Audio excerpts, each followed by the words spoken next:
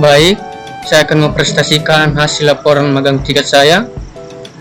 Pertama-tama, perkenalkan, nama saya Bakhtiar Reva, semester 6, Prodi Pendidikan Ekonomi.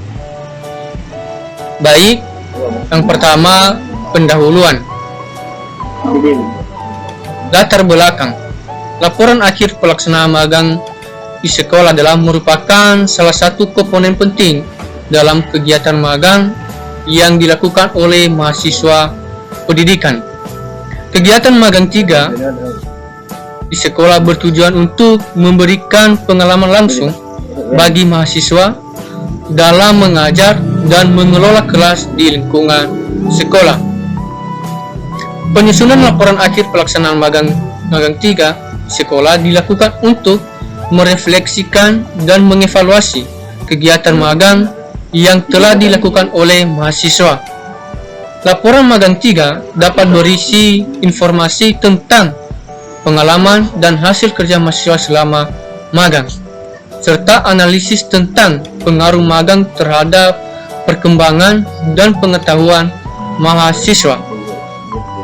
Yang selanjutnya, tujuan.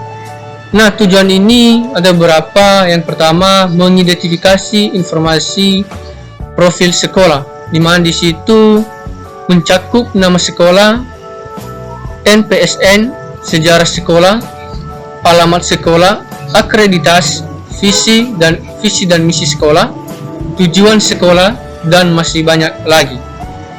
Yang selanjutnya, menelaah perangkat pembelajaran, di mana pada perangkat pembelajaran ini khususnya dulu pada pelaksanaan pengajaran yang telah saya asuh, saya mengambil perangkat pembelajaran khususnya dulu kurikulum Merdeka, di mana pada kurikulum Merdeka ini ada beberapa. Yang pertama, program tahunan, program semester, analisis alokasi waktu, modal ajar, kriteria capaian tujuan pembelajaran, alur tujuan pembelajaran, bahan ajar, dan instrumen penilaian. Yang selanjutnya, mengembangkan perangkat pembelajaran kurikulum Merdeka. Dalam pengembangan kurikulum Merdeka ini, saya ada beberapa tujuan. Yang pertama, mengembangkan perangkat pembelajaran sesuai dengan tingkatnya. Yang selanjutnya, memberikan pengalaman awal kepada calon guru, yang artinya mengimplementasikan penguasaan akademik, kependidikan, dan keahlian tentu yang dibimbing oleh langsung guru pamong, serta dapat menerapkan berbagai pengetahuan, sikap, dan keterampilan yang dipelajari dalam waktu yang nyata. Di sini pada manfaat. Nah, di mana manfaat ini terbagi menjadi 3 manfaatnya. Yang pertama, bagi mahasiswa, yang kedua bagi sekolah, yang ketiga bagi fakultas. Yang pertama, bagi mahasiswa, di mana bagi mahasiswa ini dapat memperoleh pengalaman nyata, menjalin hubungan sosial dengan warga sekolah, dan dapat mengembangkan atau mengimplementasikan perangkat pembelajaran. Yang kedua, bagi sekolah. Nah, bagi sekolah ini manfaatnya itu mendukung program pemerintahan dan dapat meningkatkan citra sekolah serta mendapatkan sumbangsi pemikiran, tenaga, ilmu, pengetahuan, dan teknologi. Dan yang terakhir, bagi fakultas. Nah, bagi fakultas ini ada beberapa manfaatnya. Yang pertama, memperoleh masukan untuk penyempurnaan kurikulum program studi kependidikan. Yang selanjutnya, mendapatkan akses terhadap stakeholders Fakultas Keguruan dan Ilmu Pendidikan Universitas Nias, sehingga mempermudah lulusan memperoleh pekerjaan. Yang selanjutnya, memperluas jejaring kerjasama antara Fakultas Keguruan dan Ilmu Pendidikan Universitas Nias dengan sekolah dan desa tempat magang, sehingga dapat meningkatkan keterkaitan dan kesepadanan antara program akademi, pengetahuan, dan keterampilan lulusan. Nah, yang selanjutnya, pengertian dari perangkat pembelajaran. Nah, di mana pengertian dari perangkat pembelajaran ini merupakan instrumen esensial yang dipersiapkan oleh guru sebelum memulai proses pembelajaran. Ini melibatkan penyusunan silabus, pengembangan media pembelajaran, perencanaan pelaksanaan pembelajaran, penyediaan sumber belajar yang relevan, perangkat penilaian yang sesuai, dan penyusunan skenario pembelajaran khususnya untuk kurikulum K13. Sedangkan pada kurikulum Merdeka, penyusunannya itu dimulai dari modul ajar, kriteria ketercapaian tujuan pembelajaran, alur tujuan pembelajaran, bahan ajar, dan instrumen penilaian. Semua ini, perangkat ini dirancang dengan tujuan utama untuk membantu guru dalam menyampaikan materi pembelajaran secara efektif dan memastikan pemahaman serta kompetensi siswa. Nah, ada berapa berikut ini ada berapa unsur perangkat pembelajaran.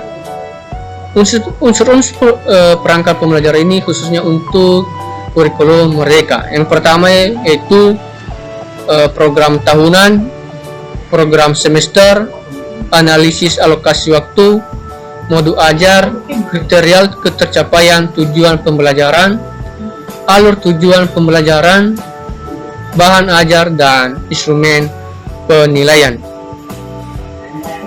Yang selanjutnya keterampilan dalam mengajar. Nah, di mana dulu kita harus tahu apa itu keterampilan mengajar. Nah, di mana keterampilan mengajar ini merupakan kemampuan esensial bagi seorang pendidik dalam menciptakan lingkungan pembelajaran yang efektif dan mendukung perkembangan siswa. Keterampilan mengajar mencakup kemampuan untuk mencapai materi pembelajaran dengan jelas dan menarik, memotivasi siswa untuk belajar, dan beradaptasi dengan gaya pembelajaran yang beragam. Nah, yang selanjutnya profil sekolah. Nah, di profil sekolah ini tempat magang saya itu SMP Negeri 2 Gide yang berlokasi di Jalan Desa Semi, Kecamatan Gide, Kabupaten Nias.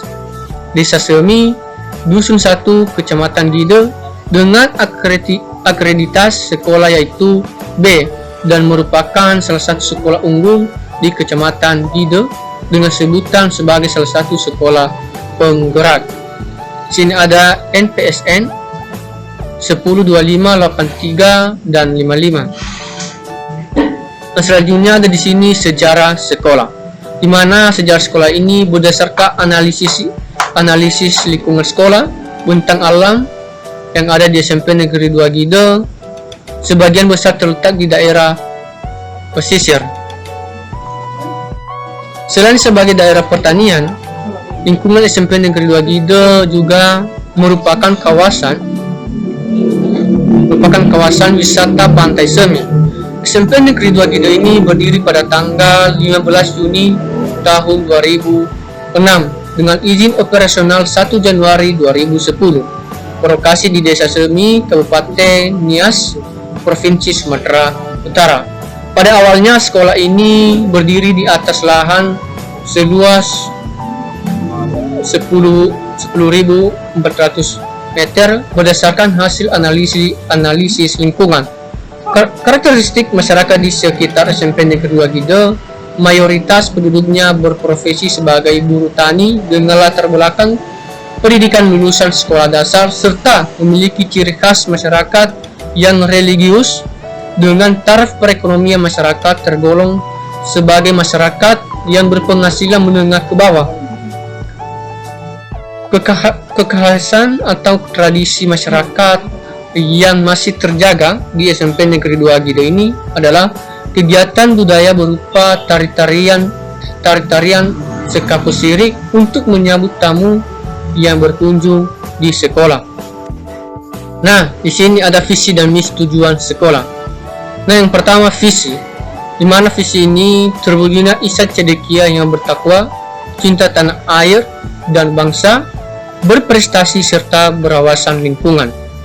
Nah, selanjutnya misi, di mana misi ini terbagi menjadi beberapa. Yang pertama, menciptakan profil pelajar yang berakhlak mulia dan rajin beribadah.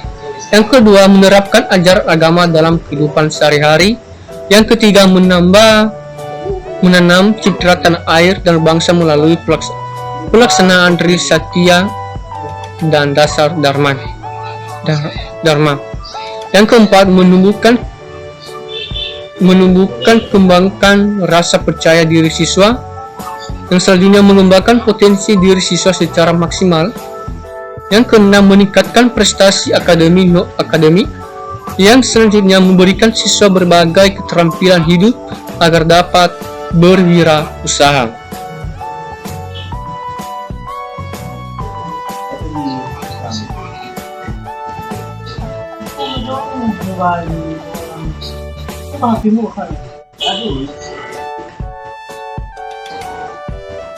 Yang selanjutnya, menyegerakan pendidikan dalam lingkungan yang aman dan nyaman.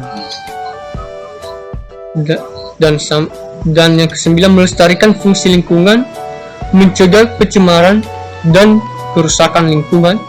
Yang kesepuluh, menciptakan pembelajaran yang menarik, menyenangkan, dan berkarakter yang mampu memfasilitasi pelajar sesuai bakat dan minatnya.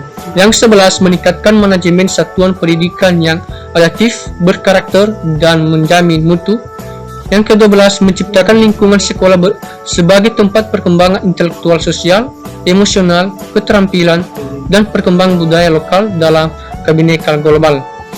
Yang ke-13, menciptakan profil pelajar yang berakhlak mulia, mandiri, bernalar kritis dan kreatif, sehingga mampu mengkreasi ide dan keterampilan yang inovatif. Yang selanjutnya, menjamin hak belajar setiap anak tanpa terkecuali, termasuk anak yang berkebutuhan khusus atau inklusi, dalam proses belajar yang menjunjung tinggi nilai gotong royong. Nah, tujuan sekolah di sini yang pertama, tujuan jangka pendek atau dalam 1 tahun. Yang pertama, terbentuknya peserta didik yang beriman dan berakhlak mulia. Yang kedua, tercapainya peserta didik yang mampu mengkreasikan ide yang dituangkan dalam tulisan atau tindakan yang berakar pada budaya lokal. Bagian C, tersegaranya proses pembelajaran yang memacu peserta didik bernalar kritis, kreatif, inovatif, dan mengembangkan ide dan karya. Dan selanjutnya, mengoptimalkan sarana prasarana sekolah yang menunjang peserta didik dalam kreatif, ide atau gagasannya berakar pada nilai budaya lokal.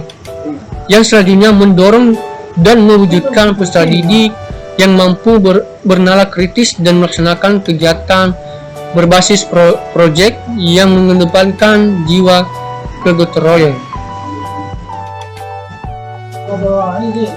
Nah, di mana pada kurikulum ini, di mana kurikulum ini sudah dibagi menjadi 2 tadi, di mana di kelas 7 itu menggunakan kurikulum Merdeka, kelas 8 dan kelas 9 menggunakan kurikulum 2013. Nah, ini adalah struktur organisasi SMP Negeri 2 Gido tahun pelajaran 2023 dan 2024. Nah, ini data tenaga pendidik dimulai dari Sontang Panjaitan sebagai kepala sekolah sampai pada guru PTT, dan juga ada data tenaga kependidikan sebanyak 3 orang. Yang selanjutnya, data peserta didik. Nah, inilah data peserta didik khususnya dulu dari kelas 7.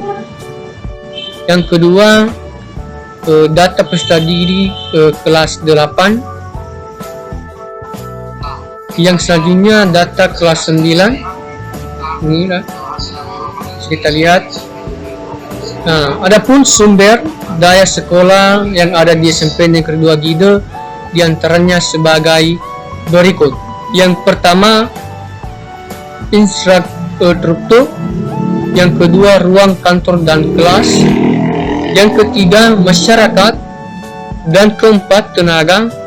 Yang kelima, waktu. Keenam, siswa. 7, dana. 8, bangunan. dan yang terakhir peralatan kantor dan kelas. Itulah sumber daya dari sekolah SMP Negeri 2 Gide. Nah, inilah hasil magang 3 perangkat pembelajaran, di mana perangkat pembelajaran ini kurikulum merdeka, di mana perangkat pembelajaran ini adalah komponen yang harus disiapkan oleh guru sebelum melaksanakan proses pembelajaran.